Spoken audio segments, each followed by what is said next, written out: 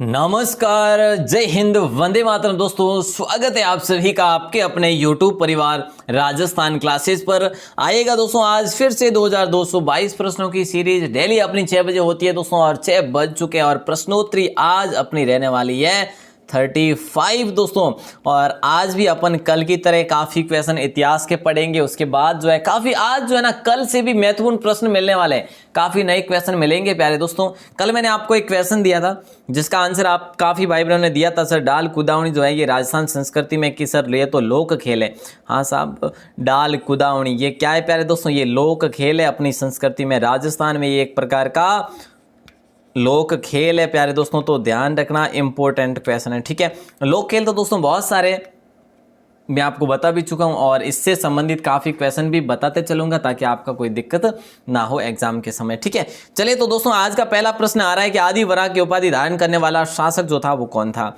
यहां पर right answer शुरुआत में दोस्तों 5 या फिर 6 क्वेश्चन जो रहने वाले प्रतिहार राजवंश के रहने वाले हैं, जो कि जो महत्वपूर्ण है वही।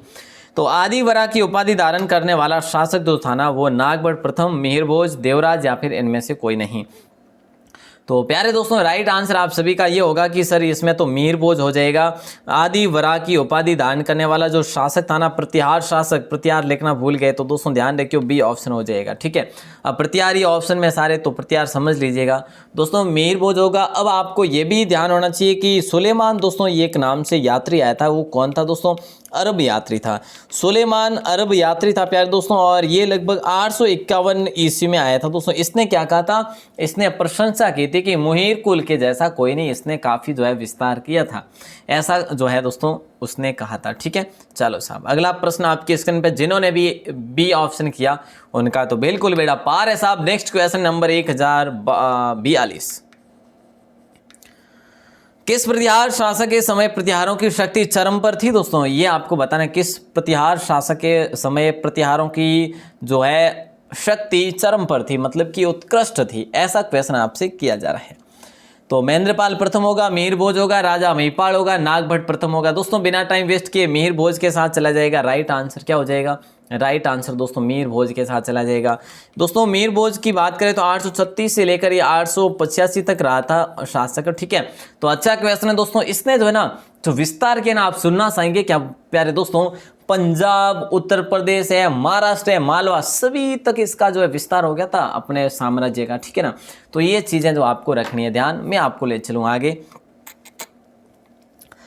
अगला प्रश्न है, ललूलिया नामक रुपया जो है किस रियासत में प्रचलित था? ललूलिया नामक जो है ना रियासत दोस्तों देखिएगा, ललूलिया नामक जो है ना रुपया जो है ये कौन सी रियासत में प्रचलित था? तो पाली में था, या फिर जयपुर में, या फिर झालावाड़ में, या फिर बांसवाड़ा में। तो मोस्ट क्वेश्चन है प्यारे दोस्तों, आप कहेंगे सर ये क्या क्वेश्चन हो गया? तो बिल्कुल दोस्तों ए ऑप्शन के साथ चला जाएगा। राइट आंसर पाली का प्रसिद्ध है ये रुपया दोस्तों, ललूलिया नामक रुपया। ठीक है, चलो साहब ओसिया के मंदिर दोस्तों बने हुए हैं, ओसिया के मंदिर दोस्तों जो बने हुए हैं ना वो द्रविड़ शैली में बने हुए हैं, या गांधार शैली में, या फिर फारसी शैली में, गुर्जर प्रतिहार शैली में। देखिए दोस्तों ये जो निर्मित है ना दोस्तों, देखिए 10वीं सदी के निर्मित है। कब? 10वीं सदी के निर्मित है। ठीक है, तो अच्छा क्वेश्चन है प्यारे दोस्तों, राइट आंसर बतला दीजिएगा कि दोस्तों यहाँ पर जो है ना कई मंदिर है। देखिए मैं आपको बता दूं, सूर्य मंदिर है दोस्तों, वैष्णव मंदिर है, यहाँ पर शिव मंदिर भी है यहाँ पर। ठीक है, यहाँ पर जैन मंदिर भी है दोस्तों। तो अब मतलब कि ये सभी धर्मों से रिलेटेड ये एक तरह का क्या है, एक आकर्षण केंद्र है दोस्तों। ओसिया के मंदिर बने हुए हैं, तो ये गुर्जर प्रतिहार शैली में काफ़ी मंदिर बने हुए दोस्तों। डी ऑप्शन के साथ चला जाएगा राइट आंसर। ओसिया के दोस्तों प्राचीन नाम की बात करें तो उपकेश पटन था दोस्तों, उपकेश पटन। ठीक है, ओसिया में दोस्तों किस माता का मंदिर है? सच्चियाय माता का मंदिर है दोस्तों, सच्चियाय माता का मंदिर है। ठीक है ना, अच्छा क्वेश्चन है। और यहीं पर दोस्तों सूर्य मंदिर भी है, सूर्य मंदिर जिसे अपन कहते हैं कोणार्क, राजस्थान का। अगला प्रश्न है, पंप भारत नामक काव्य ग्रंथ किसके द्वारा लिखा गया? देखिए दोस्तों ये क्वेश्चन बहुत ही अच्छा है। पंप, देखिए दोस्तों पंप भारत नामक जो ग्रंथ है ना दोस्तों ये किसके द्वारा लिखा गया? नागभट्ट द्वितीय के द्वारा, या फिर कवि राजशेखर के द्वारा, या जैन आचार्य जिनसेन के द्वारा, या फिर इनमें से कोई नहीं। पंप भारत की बात करें ना प्यारे दोस्तों तो इन तीनों के द्वारा नहीं लिखा गया, तो इनमें से कोई नहीं हो जाएगा। बोले सर फिर आप बताइए। तो देखिए दोस्तों कवि पंपा नाम से कवि हुआ था, गुर्जरों का युवा था दोस्तों। पंप भारत उनके द्वारा लिखी गई। ये 941 ईस्वी में लिखी गई दोस्तों। कब? 941 ईस्वी में पंप भारत नामक काव्य ग्रंथ लिखा गया। अगला प्रश्न है कि नागभट्ट द्वितीय ने छकरा युद्ध को मारा। देखिए दोस्तों, नागभट्ट द्वितीय ने, प्रश्न बड़ा अच्छा है, आप राइट आंसर बताइएगा दोस्तों। मैंने आपको कल भी बताया था, यहाँ पर है ना, नागभट्ट द्वितीय दोस्तों वही नागभट्ट द्वितीय जिसने जल समाधि ली थी गंगा जल में, ठीक है, गंगा में, जिसे दोस्तों परम भट्टारक महाराज धीराज परमेश्वर की उपाधि भी मिली थी दोस्तों। वो कब मिली थी? ये दोस्तों तभी मिली थी जब मैंने आपको बताया कि इन्होंने जो है ना नागभट्ट द्वितीय ने छक्र युद्ध को मारा। इसकी जानकारी हमें मिलती है ग्वालियर अभिलेख से। कहाँ से? ग्वालियर अभिलेख से, ठीक है। तो दोस्तों छक्रा युद्ध दोस्तों जो था ना, ये बंगाल का राजा धर्मपाल का सामंत राजा था, ठीक है, ठीक है ना। छक्रा युद्ध था, ये क्या था? एक सामंत राजा था दोस्तों। किसका था? धर्मपाल का। धर्मपाल कहाँ का दोस्तों? बंगाल का राजा था। तो ये चीजें ध्यान रखना दोस्तों। और फिर इन्होंने क्या क्या, सामंत जो था ना छक्रा युद्ध, उसको मार दिया और उसके बाद कन्नौज को अपनी राजधानी भी बनाया था दोस्तों, ठीक है ना। तो ये क्वेश्चन बहुत ही अच्छा है। अगला प्रश्न है, नागभट्ट प्रथम प्रतिहार के दादा का नाम बताना है आपको। बोले सर क्या ये दादा का नाम भी पूछेंगे? पूछ सकते हैं ना, जरूरी नहीं कि ऐसा ही क्वेश्चन आपको पूछा जाए। अगर आपसे पूछ भी लिया जाए प्यारे दोस्तों पीढ़ी से संबंधित कि इसके बाद इसके बाद इसके बाद, ऐसे पूछ सकते हैं ना, अवरोही या फिर आरोही क्रम में पूछ लिया जाएगा ना। तो ये चीजें बहुत जरूरी है प्यारे दोस्तों। नागभट्ट प्रथम प्रतिहार के दादा का नाम जो था ना, वो भोगभट्ट था क्या? नहीं प्यारे दोस्तों। गुरु हरिश्चंद्र था क्या? नहीं साहब। तो दोस्तों रजिल था क्या? बिल्कुल रजिल था दोस्तों, ठीक है। अब ये रजिल स्वयं दोस्तों किसका पुत्र था? अगर ऐसा प्रश्न आपके लिए बन जाए मेरे दोस्तों, ऐसा प्रश्न अगर आपके लिए बन जाए ना, तो ये चीजें ध्यान रखना, ये चीजें ध्यान रखना कि गुरु हरिश्चंद्र का ये पुत्र था। गुरु हरिश्चंद्र के दोस्तों, हरिश्चंद्र जो था ना, इसके 4 पुत्र थे, ठीक है, 4 पुत्र थे।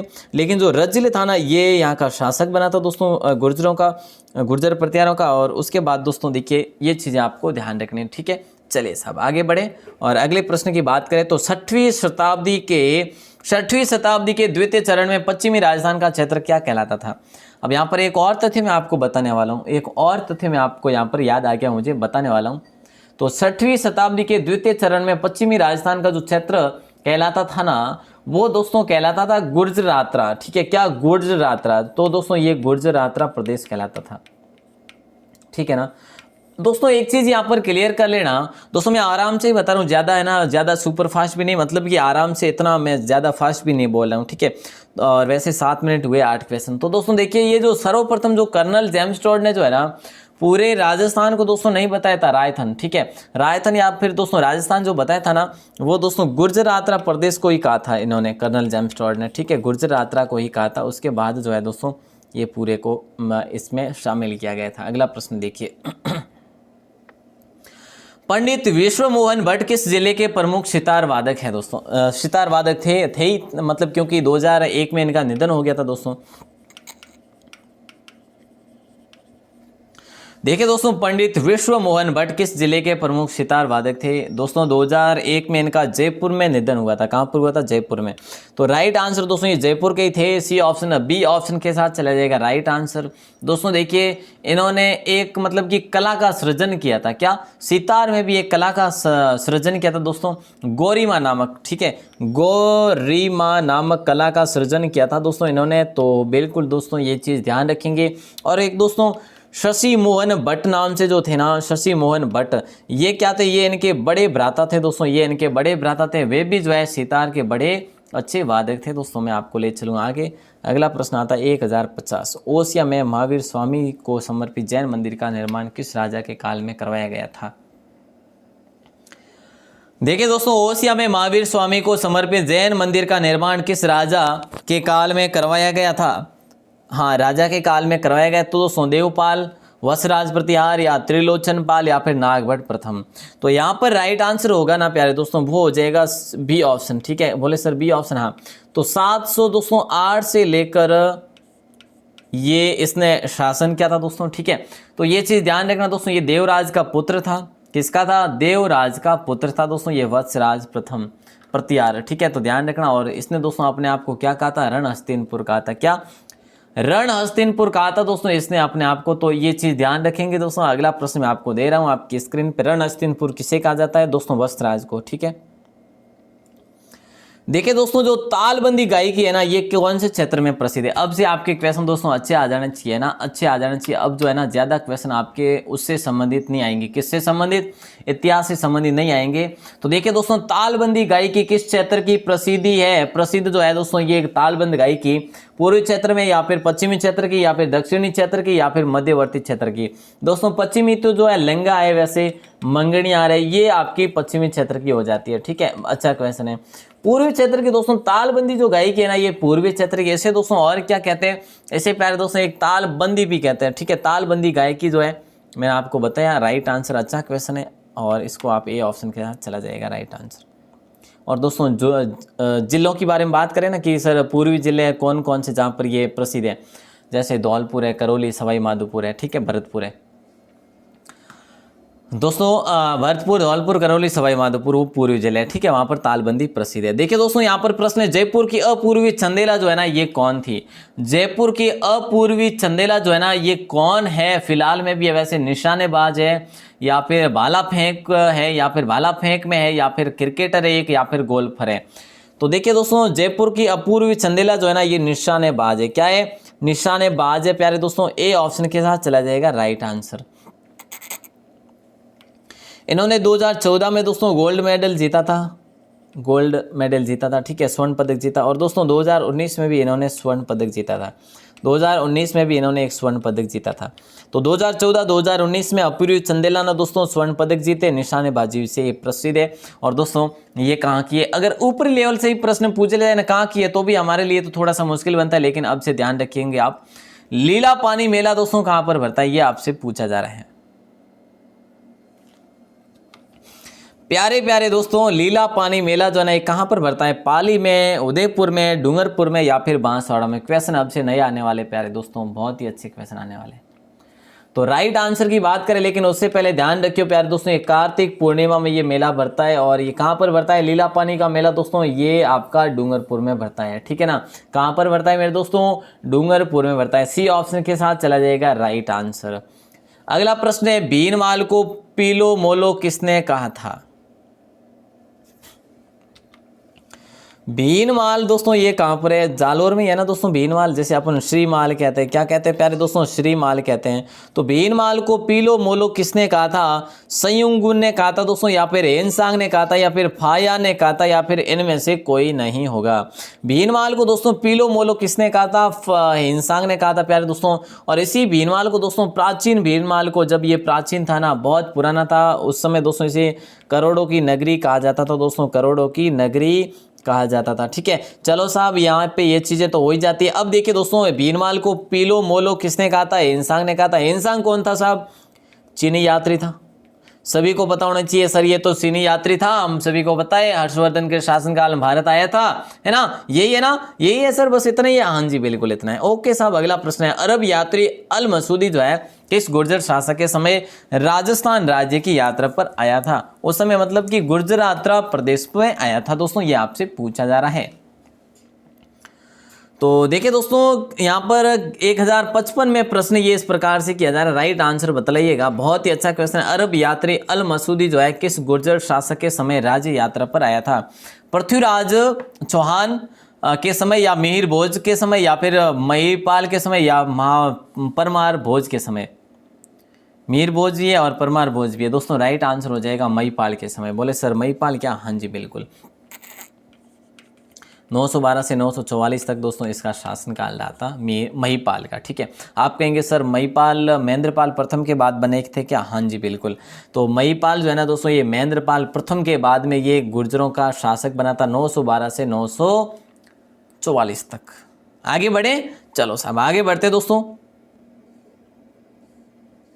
देखिए दोस्तों, नेक्स्ट क्वेश्चन है आपकी स्क्रीन पे 1056 नंबर पे। 1056 नंबर का आंसर दे दीजिएगा। 1056 लिखने में भी थोड़ी सी प्रॉब्लम हो रही होगी, लेकिन 56 तो लिख सकते हैं ना। चलो तो देखिए दोस्तों, जोनागढ़ किला कौन से जिले में है? जोनागढ़ किला।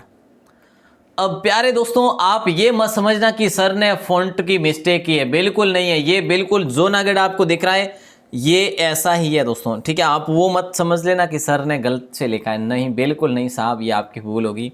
दोस्तों देखिए, जूनागढ़ अलग है, दोस्तों देखिए जूनागढ़ अलग है, जूना महल अलग है, जूना महल भी अलग है दोस्तों, ठीक है ना। और दोस्तों जूना खेड़ा भी अलग है, क्या जूना खेड़ा भी अलग है दोस्तों। तो ये सारी जानकारी मैं आपको बताने वाला हूं दोस्तों, ठीक है। जूना खेड़ा आपका क्वेश्चन आ जाएगा, नहीं बताऊंगा। जूनागढ़ दोस्तों बीकानेर है, सभी को पता है। जूना महल दोस्तों डूंगरपुर में, सभी को पता है, ये 1-2 दिन में क्लियर किया है आपके लिए। तो जूनागढ़ जो है ना प्यारे दोस्तों, ये कोई बीकानेर बता रहे तो बिल्कुल अभी भी गलत बता रहे, प्रतापगढ़ में स्थित है। कहाँ पर है प्यारे दोस्तों? प्रतापगढ़। बोले सर प्रतापगढ़ में जूनागढ़ किला है क्या? हाँ जी बिल्कुल। तो जूनागढ़ दोस्तों ये किला है ना, ये प्रतापगढ़ में। और इसके बारे में बात करें तो दक्षिण पश्चिम में, प्रतापगढ़ के दक्षिण पश्चिम में स्थित है प्यारे दोस्तों, ये दक्षिण पश्चिम में स्थित है। अच्छा क्वेश्चन था, नेक्स्ट क्वेश्चन है, आयताकार भुर्जिया किस खनन स्थल से प्राप्त हुई? अब यहाँ पर कुछ सभ्यताओं के ऐसे प्रश्न जो आज तक आपने नहीं देखे। आयताकार बुर्जियां जो है ना किस उत्खनन स्थल से प्राप्त हुई? तो दोस्तों बालाथल, गणेश्वर, रंगमहल, गिलुंड। तो यहाँ पर काफी कंफ्यूजन होंगे, उथल पुथल हो जाएंगे मेरे दोस्तों, लेकिन ए ऑप्शन के साथ चला जाएगा राइट आंसर। बालाथल दोस्तों कहाँ की है? ये उदयपुर की है। गणेश्वर सीकर की है दोस्तों, ठीक है ना। और देखिए दोस्तों यहाँ पर अगर पूछ लिया जाए कि भाई बालाथल जो है ना, बालाथल उदयपुर की है, ठीक है। अब यहाँ पे दोस्तों 11 कमरों का बड़ा जो है ना विशाल भवन मिला, 11 कमरों का विशाल भवन यहीं पर मिला दोस्तों, ठीक है, भवन मिला यहाँ पर, ठीक है। और तांबे के आभूषण भी मिले दोस्तों, यहाँ पे तांबे के आभूषण है ना, तो ये चीज ध्यान रखना। और दोस्तों एक ऐसी इमारत मिली है बालाथल में, मतलब कि जैसे कि एक दुर्ग जैसी एक इमारत भी यहाँ पर मिली है दोस्तों। तो ये चीजें ध्यान रखेंगे जो एडवांस बता रहा हूँ। सभ्यताओं से कहीं से भी प्रश्न पूछ सकते हैं, जरूरी नहीं है, ठीक है ना। चलो साहब अगला प्रश्न है ईसवाल। देखिए दोस्तों यहाँ पर प्रश्न ये किया जा रहा है आपसे कि ईसवाल सभ्यता कौन से जिले में विकसित हुई थी? ईसवाल सभ्यता कौन से जिले में विकसित हुई? दोस्तों बीकानेर में, हनुमानगढ़ में, बीकानेर में। ओहो हो, तो बीकानेर ऑप्शन 2 दिए क्या? कोई बात नहीं दोस्तों, ईसवाल सभ्यता बीकानेर तो होगा नहीं। अब आपको ये बताना है कि इन तीनों में से बतला दीजिएगा, बीकानेर को क्लोज कर दीजिए, और तो क्या करें ना। तो चलिए दोस्तों राइट आंसर आप सभी का हो जाएगा सर उदयपुर हो जाएगा, बिल्कुल साहब। ईसवाल सभ्यता है ना दोस्तों, ये उदयपुर की सभ्यता है। यहाँ पर दोस्तों ये जो है ना, ये एक लोह युगीन सभ्यता। कैसी है प्यारे दोस्तों? लोह युगीन सभ्यता है। अगर आप इसको अच्छे से ध्यान से ग्रहण करते हैं तो ध्यान रखियो, ठीक है। और दोस्तों इसके उत्खनन की बात करें कि भाई उत्खनन किसके निर्देशन में हुआ, तो दोस्तों राजस्थान विद्यापीठ उदयपुर के निर्देशन में इसका जो है क्या हो रहा है, उत्खनन हुआ दोस्तों। 5वीं सदी का लोहा गलाने का उपयोग यहाँ पर, मतलब कि 5वीं सदी जो है ना दोस्तों, 5वीं सदी में लोहे का मतलब कि एक उद्योग टाइप इसकी जानकारी हमें मिलती कि भाई 5वीं सदी में भी यहाँ पर लोहे का उद्योग था दोस्तों। तो ये लोहकालीन है ना, तो इसलिए। चलिए दोस्तों अगला प्रश्न है 1059। देखिएगा दोस्तों कि किस स्थान की खुदाई में शुंग एवं कुषाण कालीन सभ्यता के अवशेष मिले। कितना आसान है, ये तो मैं आपको पहले भी आपको करवा चुका हूं प्यारे दोस्तों। राइट आंसर बतलाइएगा, सोनारी होगा, जोधपुर होगा, या फिर बैराट होगा, या नगरी होगा। दोस्तों देखिए नगरी कहाँ की? चित्तौड़ की है ना, बैराट जयपुर की है ना। तो देखिए दोस्तों यहाँ पर जोधपुरा, क्या सही आंसर को लॉक करें क्या? तो दोस्तों जोधपुरा जो है ये कहाँ की है? ये भी जयपुर की है प्यारे दोस्तों। तो किस स्थान की खुदाई में शुंग एवं कुषाण कालीन सभ्यता के अवशेष मिले? तो जयपुर में मिलते हैं दोस्तों। हाँ जोधपुरा जयपुर में मिलते हैं दोस्तों। अब देखिए दोस्तों अगर एक चीज और भी अगर आपके साथ अगर आपसे क्लियर करवाना चाहे तो देखिएगा ताम्रयुगीन सभ्यता। ये कैसी सभ्यता है दोस्तों? ये ताम्रयुगीन सभ्यता है, ठीक है, ताम्रयुगीन सभ्यता दोस्तों। जोधपुर गांव में ये विकसित होती है 1972-73 में दोस्तों। 72-73 में क्या होता है? खुदाई होती है। आप कहेंगे सर किसके निर्देशन में? तो दोस्तों आर.सी. अग्रवाल के नेतृत्व में होती है दोस्तों। ये जो है इनके निर्देशन में होती है खुदाई दोस्तों, किसकी? जोधपुरा की। आगे बढ़ूं दोस्तों आपको लेके मैं, और अगला प्रश्न आता है 1060। अति महत्वपूर्ण प्रश्न है दोस्तों,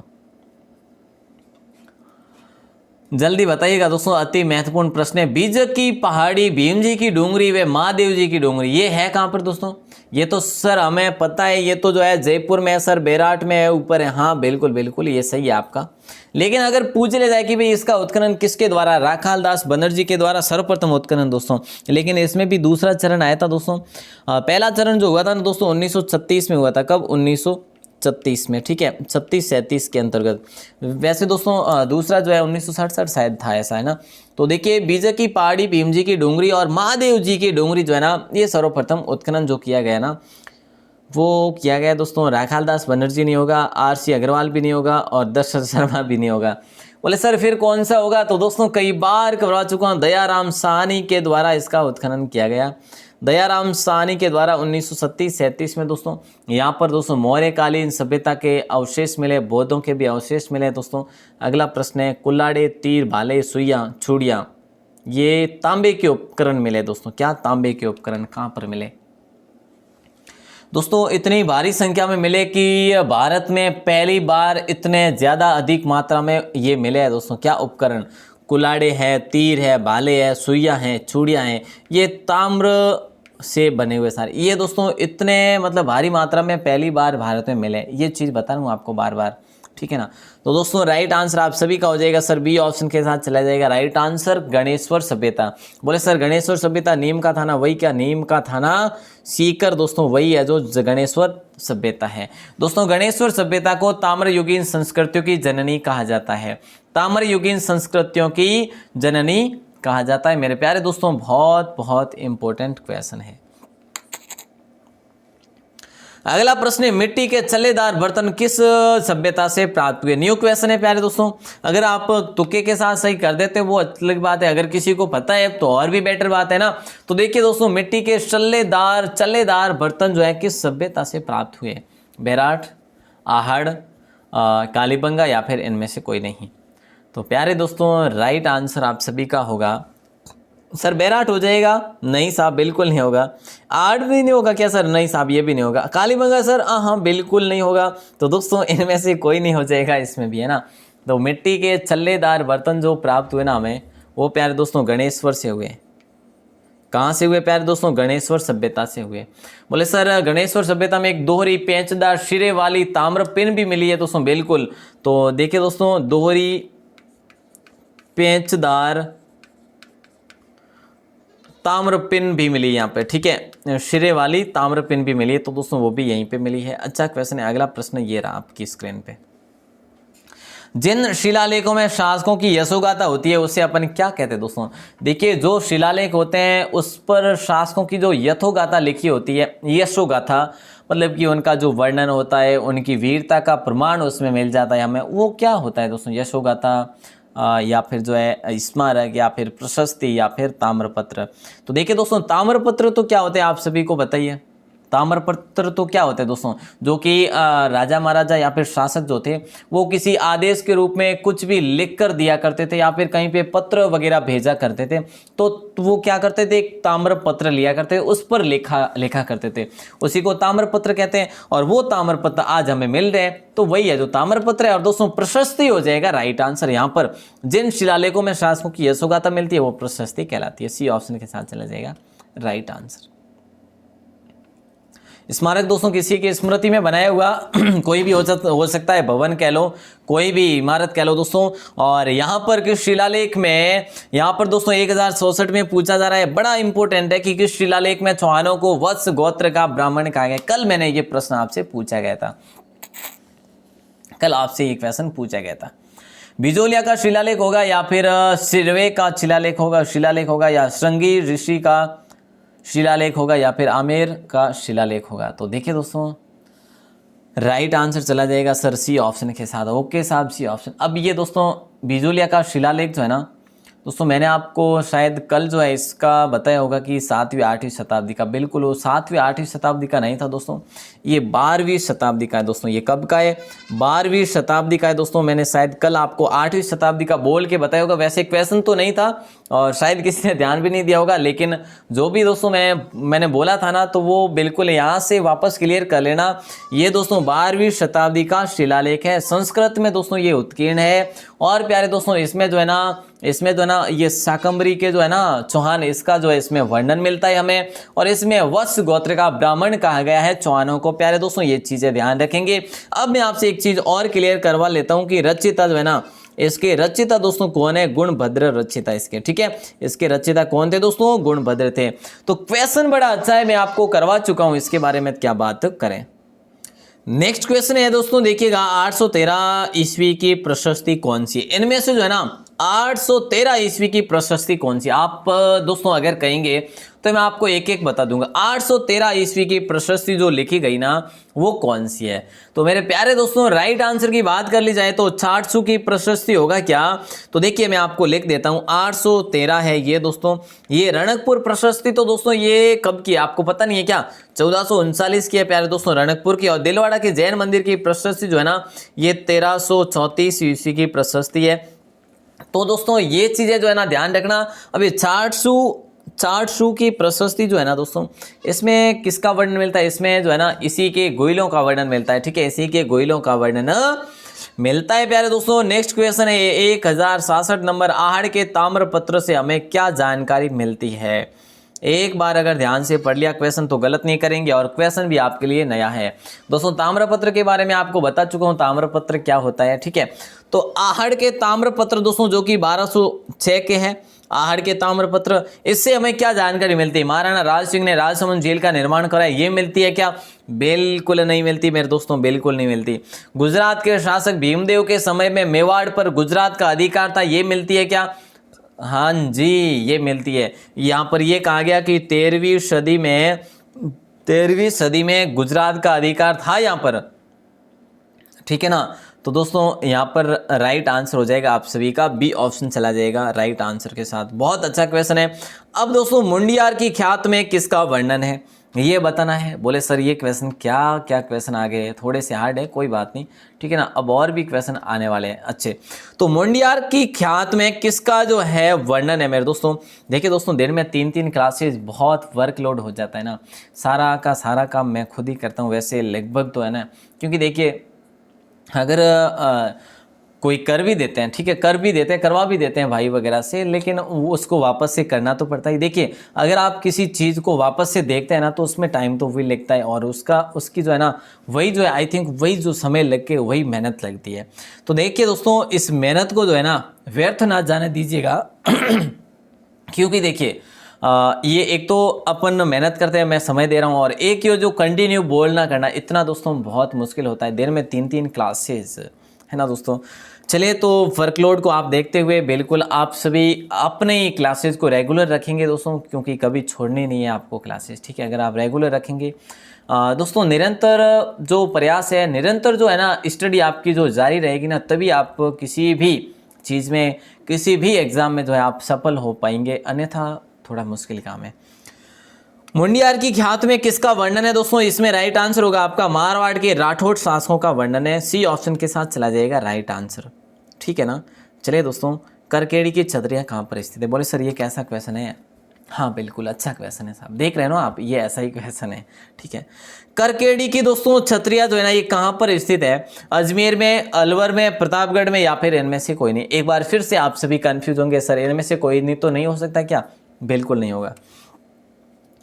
करकेड़ी की छतरिया दोस्तों किशनगढ़ और सलेमाबाद मार्ग पर है। किशनगढ़ व सलेमाबाद मार्ग पर स्थित है दोस्तों, सलेमाबाद मार्ग पर स्थित। बोले सर अजमेर में क्या? हाँ अजमेर में साहब, सही पकड़े आप। करकेड़ी की छतरिया दोस्तों ये किशनगढ़ के राजा थे जिनका नाम था जवान सिंह। जवान सिंह का यहाँ पर दोस्तों क्या है, स्मारक बना हुआ है, यहाँ पर छतरिया बनी हुई है। ठीक है, तो यही दोस्तों करकेड़ी की छतरियाँ कहलाती है दोस्तों। अच्छा क्वेश्चन है, मोस्ट इंपोर्टेंट क्वेश्चन है। अब मैं आपको ले चलूंगा आगे, और 1069 क्वेश्चन नंबर, राजस्थान में जो सबसे प्राचीन सिक्के जो प्राप्त हुए ना वो क्या कहलाते हैं? दोस्तों राजस्थान के सबसे प्राचीन सिक्के दोस्तों वो क्या कहलाते हैं? ये प्रश्न आपसे किया जा रहा है। आहत मुद्राएं दोस्तों देखिए द्रम होगा या जाटशाही होगा या इंडो ग्रीक सिक्के होंगे। राजस्थान में जो सबसे प्राचीन सिक्के प्राप्त हुए ना मेरे दोस्तों वो आहत मुद्राएं, जैसे कि आप पंचमार्क मुद्राएं भी इसे कहीं कहीं पे कहा गया है। दोस्तों देखिए इस मुद्राओं की विशेषता क्या है? क्या विशेषता है जो कि ये आहत मुद्राएं कहलाती है? दोस्तों इसमें लेख नहीं है, इसमें कुछ भी लिखा हुआ नहीं है। इसमें क्या होता था, मतलब कि केवल और केवल चित्र हुआ करते थे दोस्तों। मतलब कि कोई ठप्पा था, ठप्पा लगा दिया जाता था और चित्र हुआ था दोस्तों। सिर्फ और सिर्फ चित्रों का अंकन इसके अंतर्गत आपको आहत मुद्राओं में मिलता है मेरे दोस्तों। और आपको याद होगा बैराठ में भी काफ़ी आहत मुद्राएं मिली थी मेरे दोस्तों, तो ये चीज़ें ध्यान रखेंगे।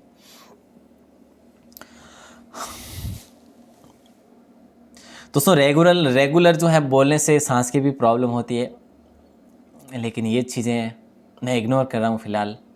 ट्रीटमेंट ले रहा हूँ कि आपकी क्लास जो है रेगुलर रहे बस। और आप सभी का स्नेह और विश्वास जो ऐसे ही बना रहना, आपका स्नेह जो है आपका जो इसी प्रकार बना रहना, तो आपकी दुआएं इसी प्रकार बनी रही तो साहब कुछ भी नहीं बिगड़ सकता है ना। चलिए तो देखिए दोस्तों, एक लास्ट क्वेश्चन और दे देता हूँ आपको। राजस्थान का प्राचीनतम बर्ली शिलालेख जो है ना, ये किस वर्ष का है? राजस्थान का प्राचीनतम शिलालेख जो है दोस्तों, जिसका नाम है बर्ली शिलालेख। सब जानते हैं मेरे दोस्तों, कौन नहीं जानते, सभी जानते कि सर ये तो आपने करवा दिया है हमें। शिलालेख सारे के सारे मैं आपको करवा चुका हूं दोस्तों। ये कौन से वर्ष का है? 443 का है, 446, 46, 48। दोस्तों देखिए इसके बारे में बात करिए, बर्ली शिलालेख दोस्तों। बर्ली शिलालेख कहाँ पर मिला हमें? हमें मिला है भिलोथ माता में, भिलोथ माता मंदिर में दोस्तों। भिलोथ माता मंदिर कहाँ पर है? अजमेर में मेरे दोस्तों। आपसे पूछा जाएगा कि ये शिलालेख जो है कहाँ पर रखा गया, तो दोस्तों अजमेर संग्रहालय में रखा गया। सॉरी, अजमेर संग्रहालय में रखा गया दोस्तों, ठीक है ना। तो आप सभी का राइट आंसर जो हो जाएगा वो 443 हो जाएगा, ए ऑप्शन के साथ चला जाएगा राइट आंसर। दोस्तों देखिए ये भारत का दूसरा बड़ा जो है ना कहा जाता है, ठीक है, भारत का दूसरा बड़ा शिलालेख माना जाता है। अब दोस्तों मैं आपको एक और क्वेश्चन देता हूं जिसका आंसर आपको बाहर आके कमेंट में देना है और उम्मीद करूंगा आप जरूर देंगे। गजरा का मकबरा कहाँ है? देखिए दोस्तों गजरा का मकबरा जो है ना ये कहाँ पर है? भरतपुर में है, अलवर में है, धौलपुर में या फिर जयपुर में? इसका आंसर आपको देना है बाहर आके कमेंट सेक्शन में, ठीक है। लेकिन दोस्तों क्लास कैसी लगी ये जरूर बतलाइएगा, है ना। हाँ ठीक है दोस्तों कि आज के प्रश्न थोड़े ऐसे जो है ना हार्ड जरूर थे। आपको मतलब देखिए आपको नर्वस फील करना ही नहीं है कि मुझे इसमें से कुछ नहीं आ रहा, या फिर 10 क्वेश्चन आए या 15 आए या 20 आए, जितने भी आए बेहतरीन आए, लेकिन क्लियर तो हुआ ना दोस्तों। बस एक ही टॉपिक को ध्यान रखना कि बस क्लियर हो रहा है, एक ही चीज़ को ध्यान रखना बस क्लियर हो रहा है दोस्तों। 2222 प्रश्न पढ़ेंगे, आप अनुमान तो लगा सकते हैं ना, इतना आप जान सकते हैं कि अपन कितने क्वेश्चन पढ़े। 1000 तक अपन ने कितने शानदार शानदार प्रश्न पढ़े हैं, तो भाई साहब 2222 है ना, तो कोई कम नहीं है। उम्मीद करूंगा दोस्तों इसका आंसर आप बाहर आके कमेंट में ज़रूर बताएंगे और आप सभी का स्नेह और विश्वास जो है इसी प्रकार बना रहे और आप सब जनारी दुआओं जो है हमारे साथ रहे, एडिस कामना करूँ सा। आप सब जनारो बहुत बहुत धन्यवाद, बहुत बहुत आभार। और अगर पहली बार हो चैनल में आते हो तो चैनल ने राजस्थान क्लासेस चैनल ने सब्सक्राइब कर लीजो, सब्सक्राइब करना भूल जो मत ही। और वो बेल प्रेस वालों बटन आवे नहीं एक पहाड़ी घंटी वालों, उन घंटी ने बजा लीजो, मतलब कि घंटी की आवाज़ तो नहीं आवेला पर उन मत क्लिक कर देजो। आप हो चला कि भाई आवाज़ आवेला ना, आवाज़ को नहीं आवे नहीं है नहीं, हाँ तो घंटी मत दबा दीजो। और बाकी जो है बस इतना ही है आज तो नहीं। चलो दोस्तों आप सभी का आभार, सभी का धन्यवाद। जय हिंद, वंदे मातरम। और मिलते हैं अगले एपिसोड में, तब तक के लिए विदा।